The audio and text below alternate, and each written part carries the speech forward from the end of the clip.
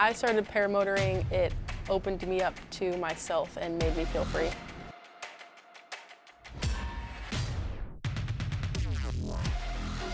My goal in being an international paramotor competitor is to be a safe pilot and to inspire others to fly. There's no wind, it's hot, it's thermic.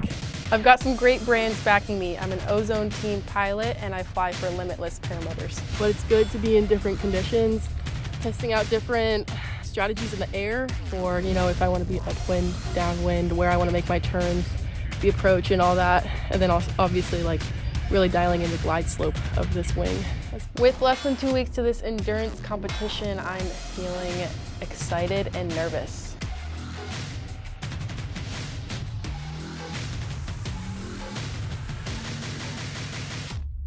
I'm Jillian Wintermute and I fly for America. Welcome back to the Aviator Show. I'm Reese Dockhand. And I'm Jillian Wintermute. And this is the first ever World Paramotor Endurance Competition.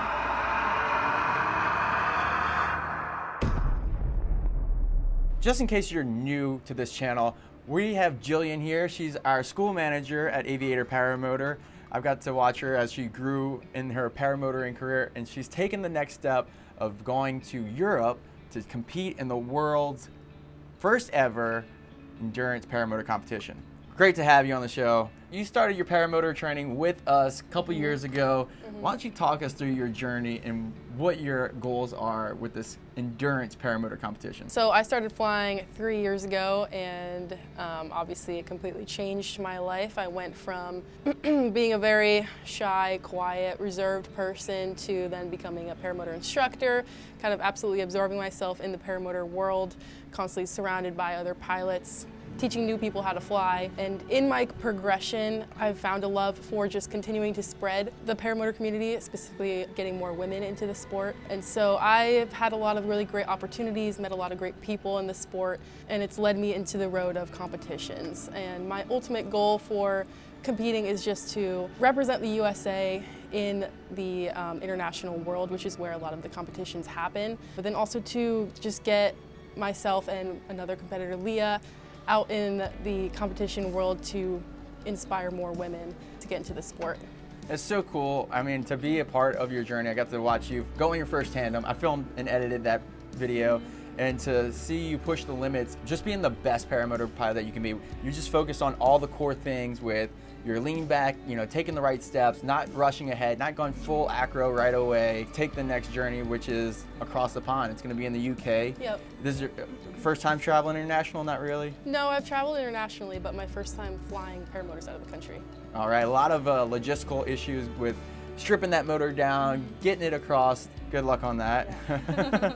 Let's talk about your journey to get where you are. What type of equipment did you start on, and what are you flying now? My first wing that I bought was an Ozone Spider 3, and that was the wing that I flew from the first year and a half that I flew. And I had a midi plane frame with an Atom 80 on it that had 2 previous owners. And I flew that for up until it kind of gave up, and I bought a different Atom on a Parajet Mavic, and a Parajet Mavic is what I flew for a majority of my paramotor career. And then after I moved up from the Spider to a Sirocco about a year and a half into my flying career, which was a nice, easy transition. Right. Yeah. Great cross-country wing. Felt like I could then, because I'm very much like I want to nail all my skills to perfection on a certain thing before I step up to the next thing. So it was nice transitioning to the Sirocco, not feeling like it was a huge leap. I still felt comfortable going on cross countries like that. And then I got a Moster 185, mostly because I wanted a faster climb rate, wanted to get off the ground quicker, all those sort of things. So I bought, again, a Parajet Mavic with a Moster. And then I moved up to a Viper XC about 2 or 3 months ago now. And I've been flying that, and I have been getting more comfortable and confident on it in these past 3 months. And I now fly a Limitless with a Moster on it. And going from the Parajet to a Limitless has felt like a really good transition, but also like there's so much more you can do with a Limitless in terms of customization and really fitting it to how you want the frame to feel and how your body type is. There's no perfect frame for everyone, but the Limitless is so customizable that you can make it fit anyone and fly how you want it, whether it be you want to fly for competition or you want to just fly comfortably for XCs, or you want to dial in your like launching and landing. You can customize it so you're not so lean back or lean forward or whatever it may be. So that's been a cool transition, and to play around with the Limitless a lot and get comfortable on that. So that's where I'm at now. So you're taking the Limitless and the Viper XC with you on this trip? Yes. And how many months have you been flying that setup? Probably a little over a month. You've been putting a lot of time out in the field. I see you every morning setting up and launching and landings. Moving into the world's endurance competition, could you break down the different categories, if you may, that you're going to be competing in? Yeah, so there's a lot of navigation, eco, like tracking your fuel consumption. There's spot landing and bowling pin knockout, some more like ground handling stuff. And those are kind of like the three main categories, I would say. Then there's a bunch of tasks that could fall under those. Which ones are you most comfortable with right now? Definitely the spot landing and the bowling pin. I think just from how repetitive I have been in the past with my touch and goes and launching and all that, I feel pretty good about those aspects. I think the navigation aspect is a little intimidating, just having to actually sit there with a map and figure out where I'm going. And then also just, I don't think I'll have the best fuel economy. Like I already kind of know I'm not going to be the one who's going to be up the longest with a set amount of gas. I know other people have more efficient gear. We did fly together on a couple occasions, and we've been flying with the mesh network, so we were able to communicate a lot in flight to talk about different aspects. And one of the things that you mentioned was you can't have any technology in your ear cups. So when you're flying those navigational missions, you're not allowed to use a GPS or on a phone. No. And that's called dead reckoning, where you actually have a map and you have to put on the map like some key points that you might see visually, a pond, a tower, and navigate that way. Have you done much training with that? Not a ton with an actual physical map. You're hoping to do some more training with Johnson up in Jersey Shore? Up in Jersey Shore. And I've been studying maps, and I've been looking over the map for where I'm going to be. So I'm definitely getting familiarized with it, but for the most part, I'm not putting too much pressure on myself to be perfect at that or understand it to the maximum that I can. I am looking forward to talking to a lot of people about it in the UK and learning from them. Is the UK in that particular region much different than where we are in Florida? You're training here in Central Florida. From what I have seen, it looks not majorly different. It's right on the coast of the country, the eastern coast, and it looks like there's going to be lots of big open fields like there are here in Florida. Probably the most turbulence we'll experience is from trees. Nice, and you mentioned potentially a temperature change, right? Because Yes. it's summertime in Florida, it's about 95 middle of the day. Yeah, there it'll probably be around 65, 70 in the middle of the day. Right on. So the competition's coming up. Got your friends meeting you in Jersey Shore. Johnson Q is an international traveler. He's used to traveling with his Paramotor. It'd be a great insight to hang out with him just days before flying out to the UK. What are you looking most forward to?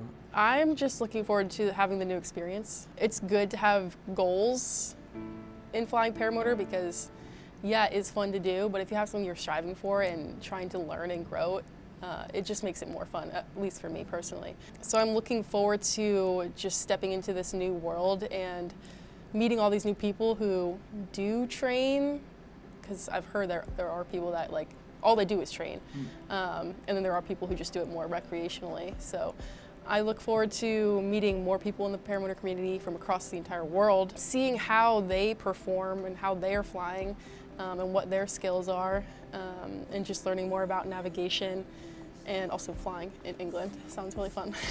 That's really cool. Definitely flying a motor at anywhere outside the U.S. is going to be an incredible experience. Yeah. We want to create traction for a Team USA to either bring it over here or start creating a sponsored team that people, they have a British competition before the Worlds because the top 7 people that compete in the British competition, that's who competes in the Worlds. If there's enough competitors in the US that want to compete in the Worlds, we would have our own competition in the US. So like the more competitors we get in the US that are interested in it, then we can have competitions in the US that then depict who gets to go to the Worlds. And if we get a sponsored team, then that's gonna get even more interest and traction for people in the US because then they don't have to pay for it because it is so expensive to travel internationally with all your gear, pay for the competition fees, if you're not being sponsored. Right. Yeah. It makes the most sense. Leah Catula, who is a world-renowned pilot, Ozone team pilot, she and I are trying to set up a local competition paramotor fly-in in December in Florida, which all you Northerners, I know you're begging to fly. If you can spend 2 weeks in Florida to fly, would you do it? Leave a comment below if you're interested, because we're literally trying to set this up right now. Just as you said, it's expensive to travel international. If we can get enough traction, I'm sure there's going to be plenty of brands that want to back this. Yep. And this endurance type competition is a lot more approachable than something like slalom, where you have to practice over water, you have to have support behind it, whereas these endurance competition tasks, you can practice at home at your normal field, and you can get your skills up and have fun progressing in a safe manner, and then get together with all the Americans and then compete in that way. Because unlike slalom, you don't need a lake, you don't need pylons, you don't need a boat, you don't need speed bar at low altitudes and ripping brakes right off a speed bar. So they do spot landing, which is basically the STOL competition. You and I had plenty of fun doing that. You actually credited that for helping you understand your wings efficiency. Yep. So these little things that you could do at your local field, make it more fun to do something different than flying around the pattern. Yeah. And then gets your comrades out to do something unique. Yeah. Over the past 3 years, you've actually got some amazing opportunities with Ozone and now Limitless. What have they done to support you in your career in paramotor? So I'm an Ozone team pilot, which is a huge honor, and Ozone is supporting me in getting your name out there, getting to travel, being a part of the team, something bigger than being in Lake Wales, Florida. Yeah, absolutely. Your name's getting out there. Right. Yeah. So that's such a cool experience, and you're going to see some team pilots out there? Yep. Sweet. And then Limitless, you got Neil literally at your disposal. Absolutely. Neil has been building me the perfect competition paramotor and just been there for all my support in terms of getting the Limitless frame dialed in for me specifically, being there for motor setup, setup. Arrangements. You got a, what's the little fuel tank? Decanter. Yeah, so we spent like 4 or 5 hours setting that up.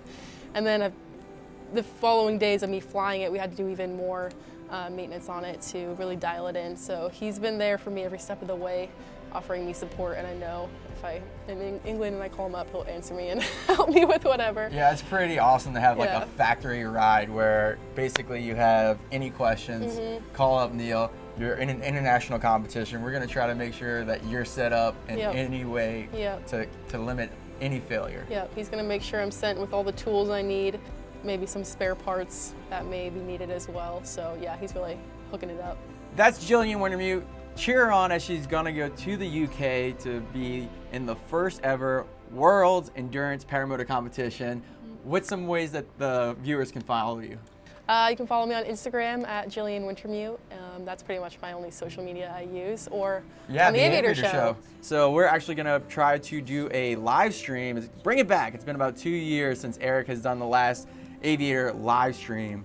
And if you are interested, please join us. We'll have a bunch of our staff members here. Neil talking about the Viterazzi service center that we're opening up here and all the accords of the different aspects of the company and brand, since it's been about 2 years where you can ask a question live. Again, I'm Reese Dockhand. I'm Jillian Wintermute. And this has been a very special episode of The Aviator Show.